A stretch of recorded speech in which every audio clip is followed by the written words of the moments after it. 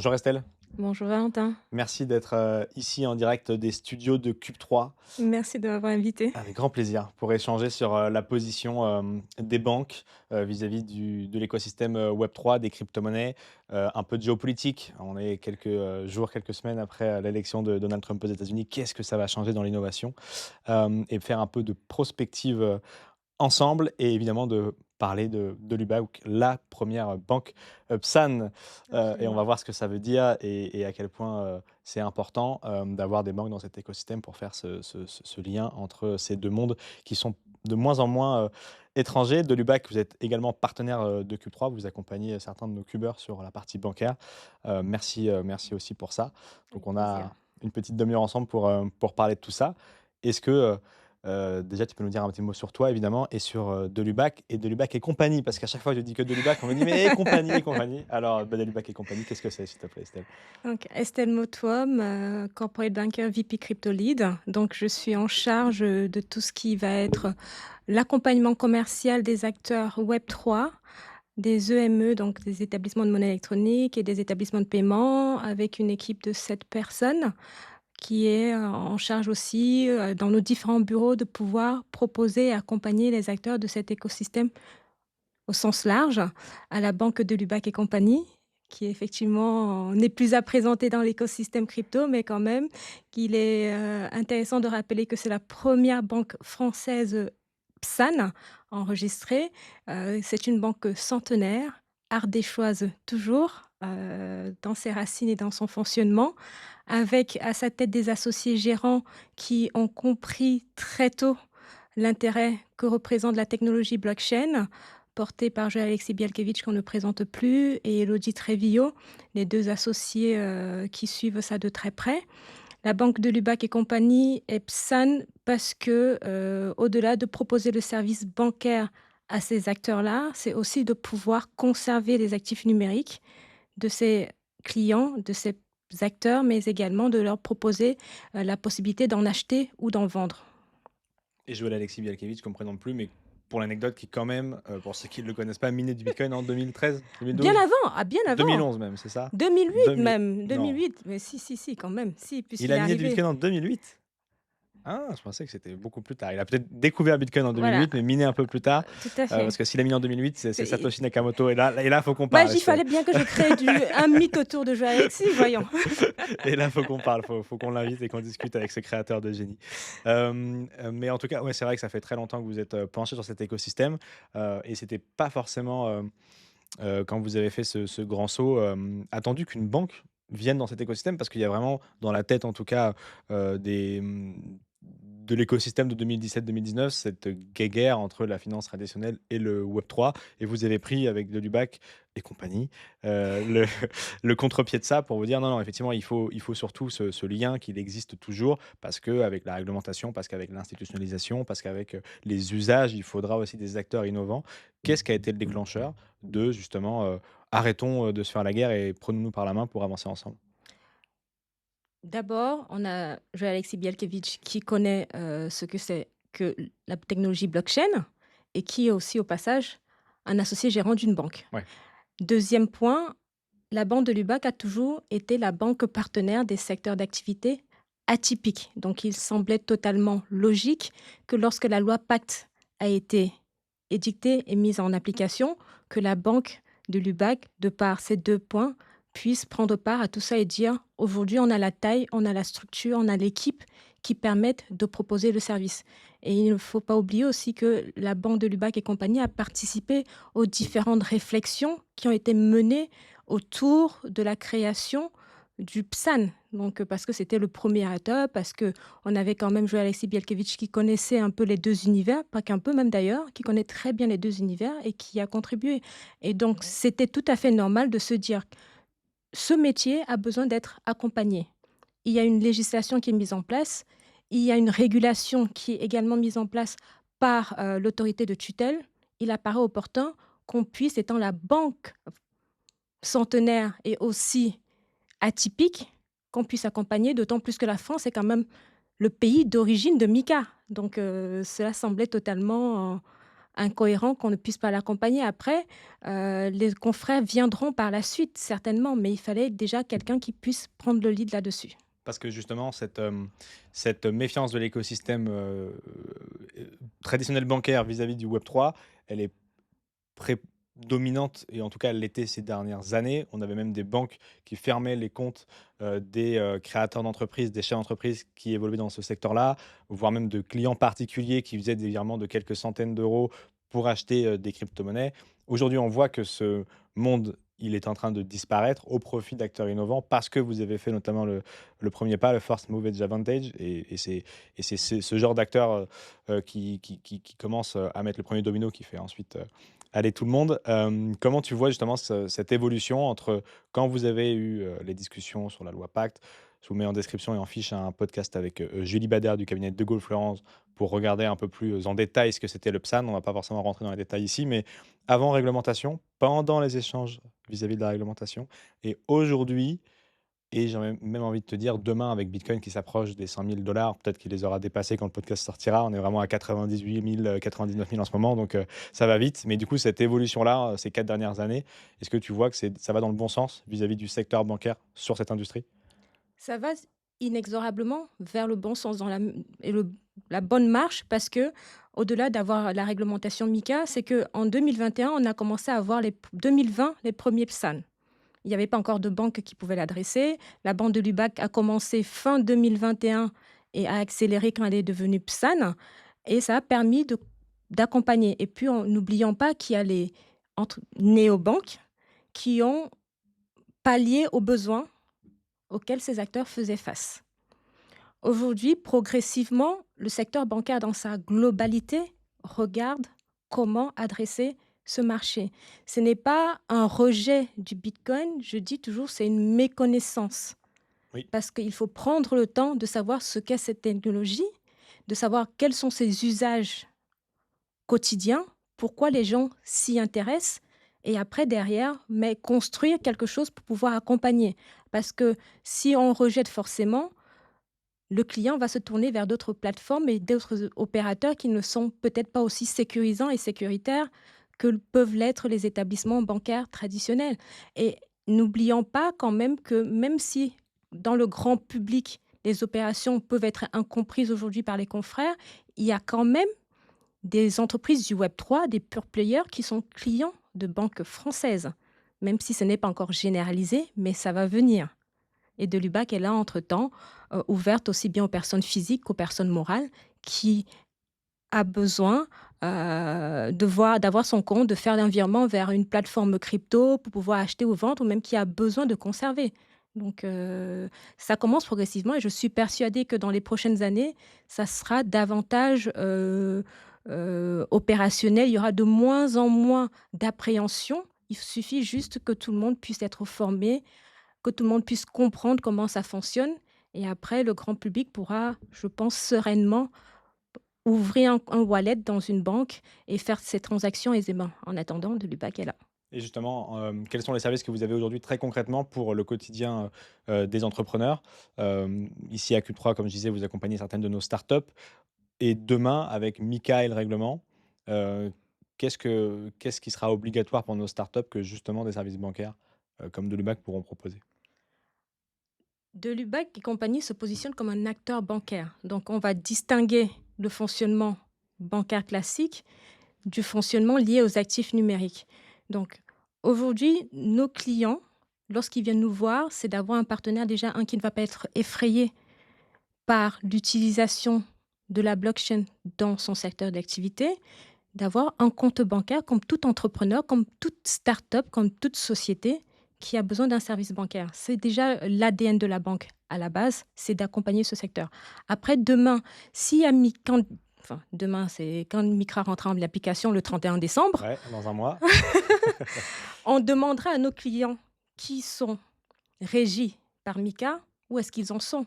Bien évidemment, personne aujourd'hui n'a délivré d'agrément MiCA et on ne sait pas quand est-ce que ce sera possible. Mais ça ne va pas empêcher la banque de Lubac de pouvoir toujours proposer ce service bancaire, puisqu'il n'y a pas encore d'attribution d'agrément. Qu'est-ce que ça engendre pour nous, banques, en tant que PSAN? on est également soumis au MiCA. Donc tant que MiCA n'est pas délivré par les autorités de tutelle, on laisse la réponse aux autorités de tutelle de dire quand est-ce qu'elle va le mettre en place. Après, il y a aussi, tu sais, ce délai pour les anciens, 18 mois, ouais. voilà, de passer le cap d'être MiCA. Donc effectivement, il y a ce passage-là à faire.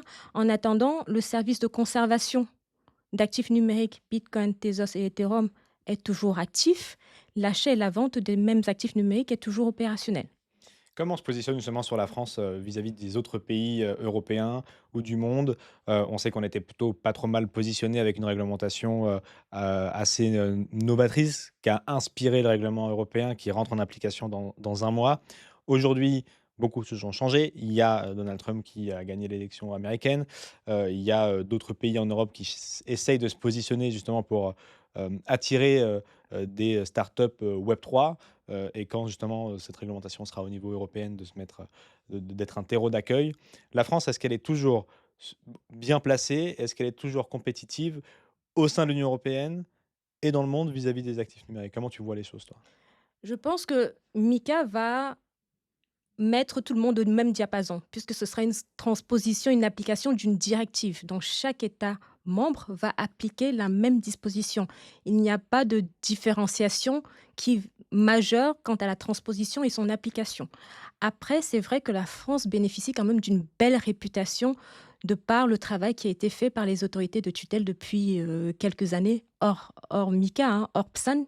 Le sérieux de la régulation française n'est plus approuvé. D'ailleurs, c'est pour ça que la France a attiré les plus gros acteurs mondiaux de crypto qui sont venus aussi bien demander le PSAN, l'agrément EME pour être MiCA compliant par rapport à un stablecoin, ou même pour le MiCA. La France est toujours sollicitée autant par toutes les entités étrangères liées de près ou de loin aux actifs numériques et reste un très beau vivier pour donner du cachet à un agrément MiCA. Après, comment se positionne la France et donc l'Union européenne par rapport à des acteurs américains ou des acteurs asiatiques? Ben, le débat est très simple. Aujourd'hui, les États-Unis, avec l'élection de M. Trump, on espère un changement des Américains. Mais pour l'instant, la situation reste en faveur de l'Union européenne. OK. Voilà. Pour l'instant. Après, demain, le gouvernement Trump peut dire on va faciliter davantage que ce qui a été fait par le précédent gouvernement. Personne ne sait rien. Mais aujourd'hui, la situation encore est favorable au contexte européen. Sur la partie Asie, il y a Singapour qui a une bonne régulation, qui attire beaucoup, mais le marché est très loin. La question se pose plutôt de dire aujourd'hui, les acteurs américains sont très intéressés par le marché européen. La preuve par le rachat de la plus grosse plateforme européenne par un acteur significatif américain. Est-ce que demain, le nouveau gouvernement va favoriser davantage cela ou va rendre le marché européen obsolète? Personne ne peut le dire, mais aujourd'hui, MiCA semble être un avantage parce qu'elle harmonise au niveau de 27 pays quand même une approche, une régulation, un marché Web3. Donc c'est plutôt une position d'attentiste. Pour l'instant, voyons ce que ça va donner parce qu'on ne sait jamais les décisions qu'un gouvernement peut prendre. Aujourd'hui, MiCA reste le meilleur, la meilleure régulation du marché des cryptoactifs sur le monde occidental. OK. Et tout à l'heure, tu parlais effectivement de la, de la place des banques plus traditionnelles qui vont suivre, qui vont arriver, qui travaillent, à peu près toutes sur ces, sujets-là. Quand tu discutes avec d'autres banquiers, quand tu discutes avec d'autres corporate bankers, est-ce qu'ils ont toujours cet avis négatif sur le bitcoin que beaucoup pouvaient avoir à une époque, que c'est une bulle, que c'est une arnaque, que c'est, les tulipes et ce genre de choses? Ce qui était encore le cas en 2017, moins en 2020-2021, mais quand même, ce qui sont les dates des anciens, bull market. Est-ce que ça change ou est-ce que, ça change pas? Ça change puisqu'on a quand même une obligation qui a été émise grâce à la blockchain par un confrère. Donc les mentalités changent. Tout dépend de l'usage, une fois de plus. Mais là, c'est effectivement plutôt la blockchain, donc c'est Société Générale Forge, qui a utilisé la blockchain pour émettre des obligations. Mais le la vision sur, l'actif bitcoin, est-ce qu'il est toujours, séparé, de la blockchain ou est-ce que pour le coup, là encore, des les banquiers plus traditionnels se disent, OK, on est passé à côté de quelque chose, il se passe vraiment, un mouvement, les États-Unis veulent s'en servir potentiellement comme réserve similaire à l'or. Est-ce que ça peut faire changer les mentalités? Et dans les discussions plus informelles, est-ce que tu sens ce changement-là ou pas encore? Ou est-ce que tu peux pas nous le dire? Je dois reconnaître cette tête. Dans les discussions informelles, c'est vrai que ça suscite une interrogation, Ouais, de se dire que, bah, finalement, on a d'abord eu le Salvador qui en a fait, un outil, sa monnaie légale? voilà. Il y a l'Argentine qui annonce des choses, il y a le f monsieur Trump qui annonce des choses. Ça suscite une interrogation. OK. Après, de vous dire ce que les confrères pensent, je n'ai pas la boule de cristal, Ouais. mais je crois qu'il sera inévitable que le sujet revienne de façon plus prononcée, notamment d'une part à cause ou grâce à Mika, mais aussi à cause de cet engouement sur la montée du Bitcoin et que d'une façon ou d'une autre, les banques trouvent le moyen de l'inclure progressivement. Ça ne se fera pas du jour au lendemain, hein, mais de l'inclure progressivement. Pourquoi pas, j'y crois. Mais comment, à quel horizon, par qui, ça encore, je ne pourrais pas savoir. Est-ce que tu as un conseil à donner à quelqu'un qui justement voudrait, découvrir cet écosystème du point de vue de la création d'entreprise? Ceux qui veulent le découvrir d'un point de vue de l'investissement, il y a plein de plateformes pour commencer à mettre ses premiers euros et regarder un peu comment ça marche. Mais d'un point de vue de l'entrepreneuriat, si tu avais un conseil à donner à quelqu'un, sur le sujet plutôt bancaire, ça serait lequel? Entrepreneuriat, innovation, blockchain. Ouais. Tout à l'heure, tu nous parlais de faire attention quand on lève des fonds, faut pas se poser la question d'où est-ce qu'ils vont arriver une fois qu'on les a, faut anticiper ça et Dolubac est là pour ça. Est-ce que c'est ça ton conseil ou est-ce que tu en as un autre ou un plus global peut-être? Je pense que quand on fait de l'innovation, quand on entreprend, il faut poser toutes ses billes en amont avant d'entreprendre. Mon conseil, ce serait de dire: «Qu'est-ce qu'on veut faire et comment on veut le faire?» C'est 2 questions qui paraissent simples, mais en fait qui vont pousser le projet à bout, au plus précis, au plus détaillé possible. Qu'est-ce qu'on veut faire? Comment on veut le faire? Et à partir du moment où on définit le qu'est-ce qu'on veut et le comment, C'est déjà le plus on on compliqué? on a tout fait. OK. Après, on rentre dans le détail de avec qui, comment, sous quel délai. Mais comment on veut le faire, c'est il faut le réussir. Si on réussit le comment, on peut juguler les difficultés sur le chemin. Et en France, est-ce qu'on est, fixé sur, la manière dont on, catégorise Bitcoin? On sait qu'aux États-Unis, il y avait eu cette problématique à un moment donné. Est-ce que c'est une action? Est-ce que c'est pas une action? Est-ce que ça en France, c'est cadré, c'est sûr? Ou est-ce qu'il y a aussi ce flou? En France, c'est un actif numérique. Donc ça n'a pas le statut de titre financier ou un instrument financier, c'est un actif numérique et donc du coup, comme c'est un actif numérique, la possibilité de le proposer comme un support d'investissement par les confrères, n'étant pas catégorisé, on ne peut le faire que via un wallet crypto et non pas le faire comme on peut le voir, avec les PEA et d'autres supports, classiques. Les ETF et tout quoi? Aux ETF, États-Unis? les États-Unis, je ne me prononcerai pas trop parce que je ne sais pas, mais en France, on ne le bitcoin reste un actif numérique sans connotation, on va dire, dans le code monétaire et financier. Il n'y a pas d'équivalence aujourd'hui. Donc c'est pour ça qu'il ne peut être pour l'instant que proposé comme en achat direct, en actif numérique et non, par exemple, comme dans un placement de PEA ou ainsi de suite. Ouais, c'est pour ça qu'on ne peut pas l'avoir sur nos fonds retraite ou ce genre de choses. Exactement. Très clair. Bah, écoute, c'est un bon conseil, simple et efficace. Je vous mettrai, évidemment en description l'ensemble, des informations sur, Delubac et compagnie. Si vous souhaitez ouvrir un compte, si vous souhaitez, discuter avec Estelle, des différents, sujets qui sont attraits à votre entreprise, pour regarder comment Delubac peut vous accompagner. Si vous tournez autour de l'innovation, si vous tournez autour des actifs numériques, c'est effectivement la banque, la plus en pointe sur ce sujet. Merci beaucoup Estelle. Merci Valentin.